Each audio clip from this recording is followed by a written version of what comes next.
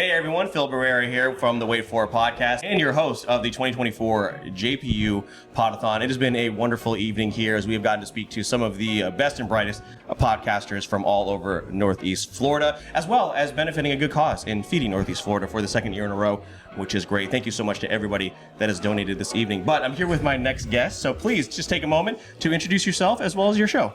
Thank you for having me. I'm Mr. Whiskey, founder and host of Couple O Nukes. I was a nuclear operator in the United States military. We had about 1 to 3 suicides a month on base. And from that unique community, I made a podcast for self-improvement, for mental health, for mentoring young adults. So we do addiction recovery, suicide prevention and awareness, finances, career, whatever you need to improve your life and your mental health, because your mental health affects everything and everything affects your mental health. Oh man, I love that. I am a Navy brat myself, and I have people that are currently in the Navy as well as Marines, and a lot of those people are, whether it be they're still in or if they just got out, they're looking for something, whatever is next, and that is a great idea. I very much love that.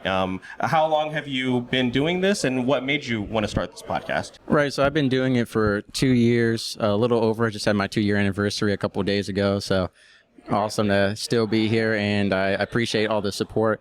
But yeah, it was originally a comedy highlighting how a couple of nukes were a couple of weirdos, smart guys, right? Smart guys and gals. But also we had our own struggles. And from that, it branched into military mental health, like you said, career transitioning advice, veteran identity, suicide, all of that. The mission doesn't stop after you get out, but a lot of new missions start.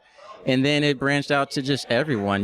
We got to help everyone. And so I have a soft spot for the military, of course, but just, being able to put value into the world. There's a lot of mental health podcasts out there, but to be that unique voice that might connect with someone in a different way, you never know when you could be stopping a suicide or stopping someone from going down a dark path of depression or addiction. So.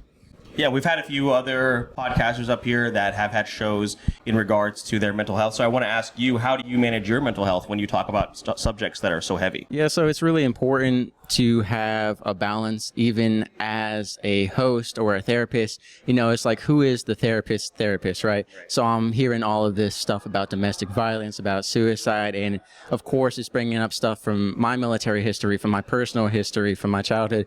So it's really important for me, one, to take my own advice, to take my guests' own advice. And then I have my personal methods. I love writing and fitness are my 2 biggest outlets. I tell everyone, creativity, whether it's a podcast, art, it could be steel sculptures or gardening.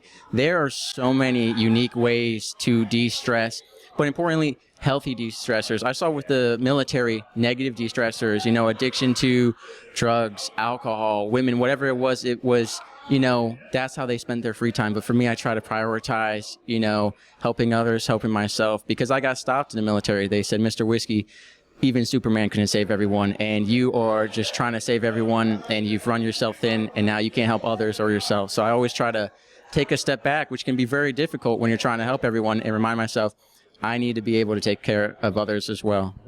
Yeah, you got to prioritize yourself as well, or else you're not going to be any good to anybody else if you are not taking care of your own. That's fantastic. What's something through these couple of years now that you want to get better at and improve upon? That's a great question. I think for me, I'm very proud of where I came from, a childhood where I wasn't allowed outside to socialize. I had a very controlling household. So, even like this event would have been something so big for me.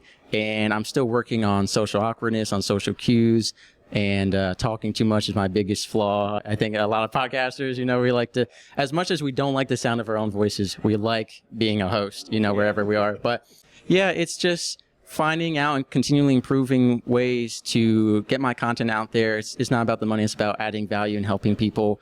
And so, this event, all the events I've been to through the past year, Podcast Movement, Podfest, Podcasters Cruise, it's to just further my show to reach more people. And the greatest part is helping out other podcasters or people who want to start or don't know where to start, being able to help mentor them in some way so that they can spread their value to the world. Yeah, that's a theme that we have echoed all evening. No matter where you are in your podcast journey, you can definitely get something out of one of these events. Is this your first time at a JPU event, or have you been to some other ones before? So I went to the one this past summer. Okay. I'm actually an honorary Jacksonville. I actually live in Savannah, Georgia. Okay. I drove 2.5 hours to be here because It is a great event to see something. I love the small local independent creators. I mean, we really got to support one another. So I don't mind driving to come out here and network to support a good cause, both for podcasting and for donations. And, whether it was every month, once a week, I'd be down here to connect with y'all. Love that. Well, thank you so much for taking the time with us here this evening. One more time, let the audience know where they can find yourself as well as your projects. For sure. The lucky part about my name of my show that doesn't make sense to everyone initially, if you search it up, it's the first thing that pops up, Mr. Whiskey, Couple O Nukes. The website's there with all my contacts. So you just got to look it up, and the show's right there. Couple O ' Nukes.